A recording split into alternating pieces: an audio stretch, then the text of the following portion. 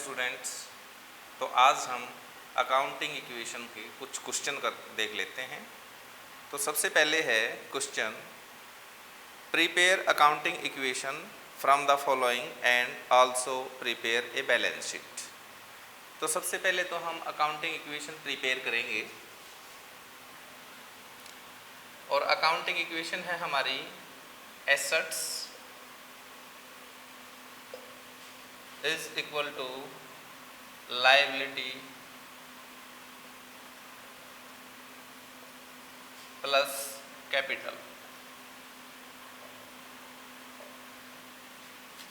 Assets is equal to liabilities plus capital. तो इसमें हमारा फर्स्ट स्टेटमेंट है, started business with cash. First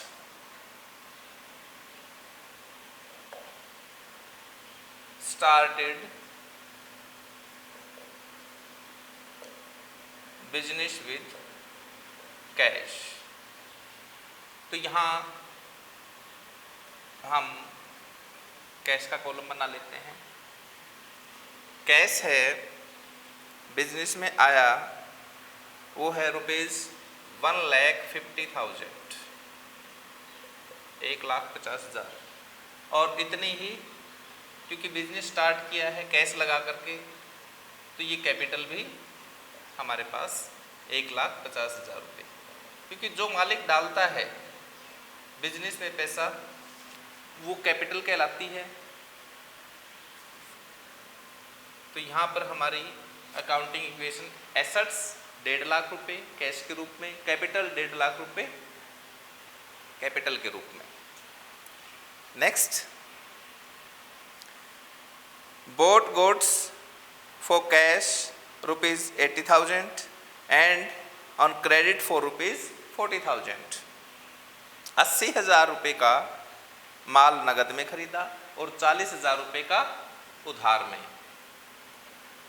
तो ये जो हमारी अकाउंटिंग इक्वेशन है फर्स्ट, ये यही कंप्लीट हो जाती है।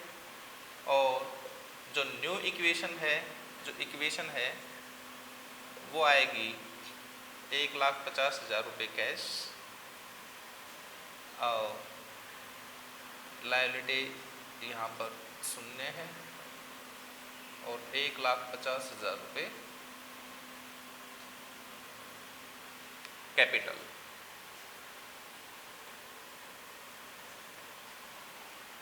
जो सेकंड स्टेटमेंट थी वो है, boat goods for cash ₹80,000 and on credit for ₹40,000। goods purchase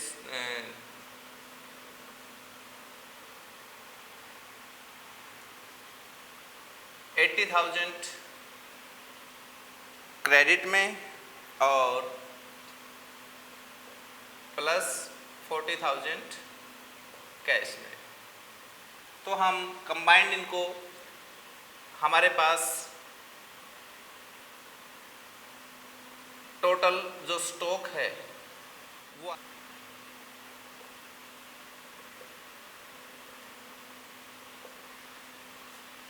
80,000 और 40,000, 1,20,000 रुपये स्टॉक के रूप में। कैश हमारे पास से कितना गया? 80,000, क्योंकि हमने कैश परचेज किया है। और क्रेडिटर्स यहाँ पर क्रिएट हुए 40,000।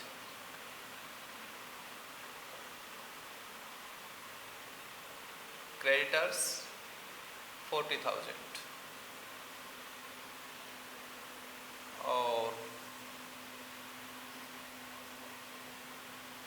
एसेट्स में जो कैश है वो 70,000 शेष है। स्टॉक 1,20,000 रुपये,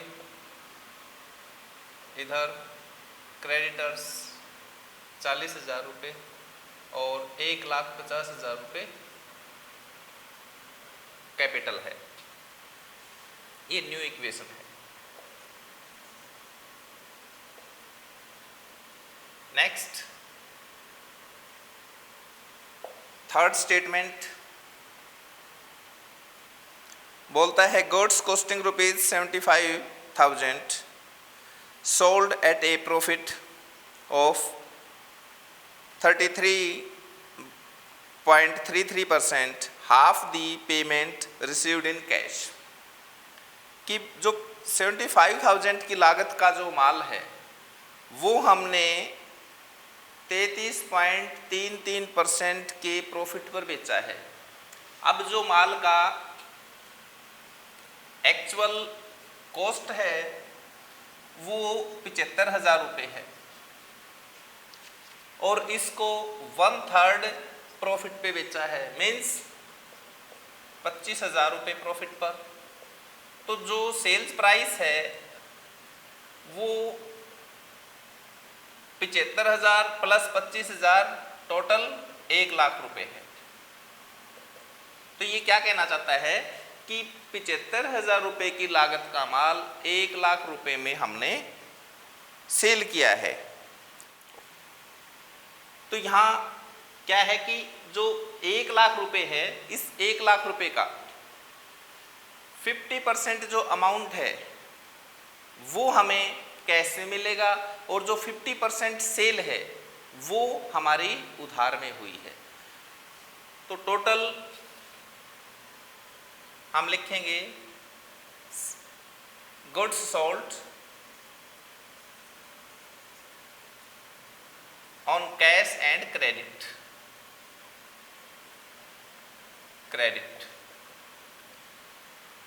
अब जो टोटल है स्टॉक से हम कम कर देंगे क्योंकि जो माल है वो 75,000 का है। 75,000 रुपये का माल, कैश हमारे पास कितना आया 50,000। 50,000 कैश को इंक्रीज कर देंगे और इधर जिन लोगों को हमने उधार माल बेचा है उनको हम डेटर्स बोलते हैं। 50,000 हैं वो डेटर्स हमारे इंक्रीज हो जाएगी क्योंकि 50% माल हमने उधार बेचा है। तो यहाँ हम डेटर्स इंक्रीज कर देंगे 50,000 और अब इनका जो डिफरेंस है माल कितने का, माल का जो कॉस्ट प्राइस है वो 75,000, सेल्स प्राइस है वो 1,00,000। तो जो डिफरेंस है वो क्या है, प्रॉफिट है। और आपको पता है कि यदि प्रॉफिट होता है तो कैपिटल में हम इंक्रीज कर देते हैं, यदि लॉस होता है तो कैपिटल डिक्रीज हो जाती है। तो यहाँ पर 25,000 कैपिटल में इंक्रीज कर देंगे। 25,000 से कैपिटल इंक्रीज हो जाएगी और यहाँ हम इन कॉलम्स को पूरा कर लेंगे। 0 0 0 यहाँ 0 और ऐसे ही यहाँ फिर 0। अब हमारे पास जो कैश है नई इक्वेशन में, जो न्यू इक्वेशन आएगी, 1,20,000 रुपये का कैश है और जो स्टॉक है उसका जो बैलेंस है वो 1,20,000 रुपये में से 75,000 हम घटाएंगे तो 45,000 का स्टॉक है, डेटर्स हैं 50,000 और 40,000 रुपये के इधर क्रेडिटर्स हैं और 1,75,000 रुपये कैपिटल में हैं। नेक्स्ट जो फोर्थ स्टेटमेंट है वो है goods costing ₹10,000 sold for ₹12,000 on credit. 10,000 रुपये की जो लागत का जो माल है वो 12,000 रुपये में हमने उधार में बेचा है। तो गुड्स सोल्ड ऑन क्रेडिट, 10,000 रुपये की लागत का माल है तो स्टॉक में से 10,000 रुपये लेस कर दीजिए। ठीक है जी। अब डेटर्स हमारे कितने इंक्रीज होंगे? 12,000 के, क्योंकि ये माल उधार में हमने बेचा हुआ है। लागत cost price 10,000, sales price 12,000, net जो गेन है वो हमें कितना हुआ? 2,000 का। तो 2,000 रुपये का जो लाभ हुआ है उससे हमारी कैपिटल इंक्रीज हो जाएगी। तो 2,000 रुपये हम कैपिटल में इंक्रीज कर देंगे। तो यहाँ पर फिर हम न्यू इक्वेशन देखते हैं, और न्यू इक्वेशन आती है हमारे पास 1,20,000 कैश, और स्टॉक हमारे पास शेष है 35,000, और 62,000 डेटर्स हैं हमारे पास, और यहाँ क्रेडिटर्स 40,000, और कैपिटल है 1,77,000।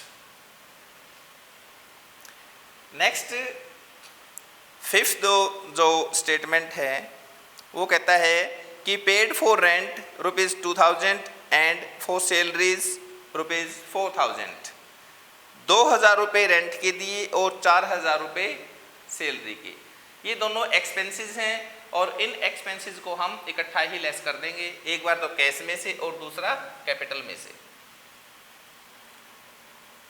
जो फिफ्थ स्टेटमेंट है पेड रेंट एंड सैलरीज,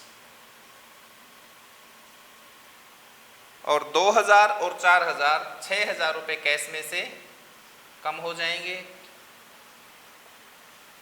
और इधर कैपिटल में से भी 6,000 रुपये कम हो जाएंगे, क्योंकि ये एक्सपेंसेस हैं। यदि एक्सपेंसेस होता है तो कैपिटल में से हम कम कर देते हैं, और यदि गेन होता है तो कैपिटल को इंक्रीज कर देते हैं, बढ़ा देते हैं उतने अमाउंट से। तो यहाँ हमारे पास न्यू इक्वेशन में जो कैश है वो 1,14,000 शेष है,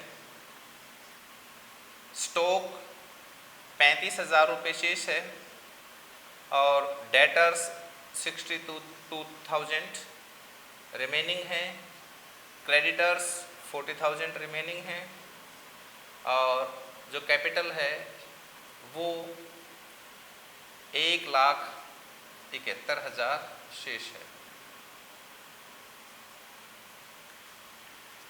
सिक्स्थ जो स्टेटमेंट है वो है गुड्स कॉस्टिंग ₹20,000 सोल्ड फॉर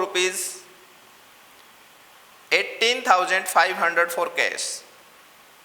20,000 रुपये की लागत का माल 18,500 रुपये में 18,500 रुपये में बेचा है, नगद में, कैश में। तो यहाँ जो हमारी स्टेटमेंट है सिक्स्थ, गुड्स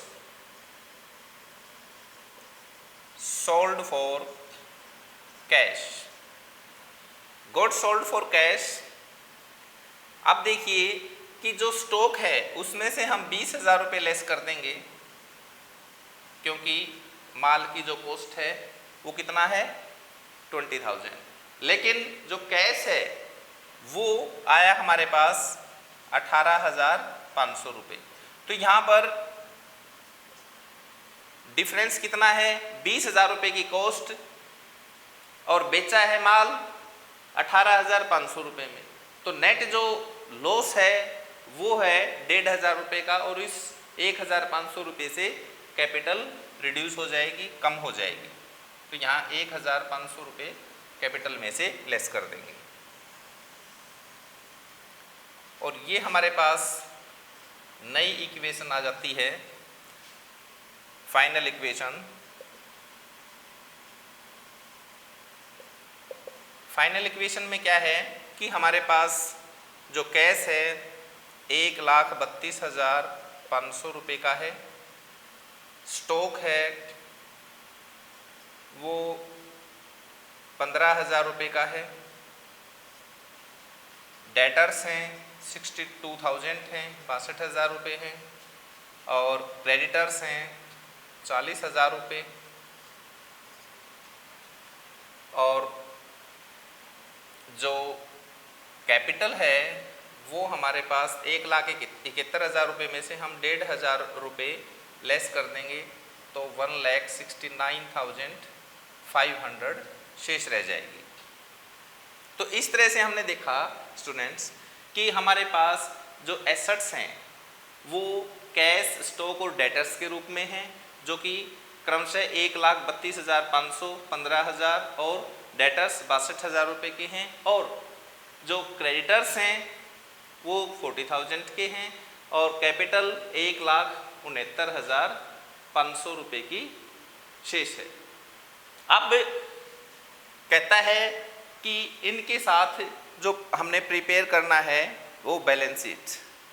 तो बैलेंस शीट हम जो तैयार करेंगे उसके लिए हम जो हमारा ऊपर वाला जो पोर्शन है इसको एक बार इरेज कर देते हैं, और नीचे हमारे पास जो स्टेटमेंट्स हैं एसेट्स और लायबिलिटीज़ की वो हैं, इन्हीं के बेस पर हम बैलेंस शीट तैयार करेंगे।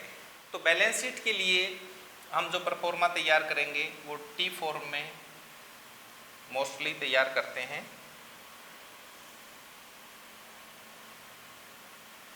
बैलेंस शीट एक स्टेटमेंट है। बैलेंस शीट इसका जो लेफ्ट साइड है वो लायबिलिटीज और कैपिटल को शो करता है, जिसमें हम लिखेंगे लायबिलिटीज प्लस कैपिटल, ये अमाउंट का कॉलम। नेक्स्ट एसेट्स, जो राइट साइड है वो एसेट्स का कॉलम होता है। तो यहाँ हम सबसे पहले देखते हैं एसेट साइड, जो कि हम राइट साइड में लिखते हैं। तो एसेट्स में सबसे पहले आता है कैश। कैश है हमारे पास शेष 1,32,500 रुपये। तो सबसे पहले हम लिख देंगे कैश 1,32,500। नेक्स्ट है स्टॉक, और जो स्टॉक है वो है हमारे पास 15,000 रुपये का। Next stock 15,000 rupees, 15,000 rupees. Next है डेटर्स, 3 ही आइटम है एसेट्स में, 62,000 डेटर्स, 62,000, 62,000 रुपये। अब आती है हमारी लायबिलिटीज साइड, लेफ्ट साइड, जिसमें लायबिलिटीज और कैपिटल हैं। तो लायबिलिटीज में क्या है? क्रेडिटर्स, क्रेडिटर्स जो कि है 40,000, 40,000 रुपये, और कैपिटल है 1,69,500 रुपये। कैपिटल 1,69,500, और इनका हम टोटल करते हैं।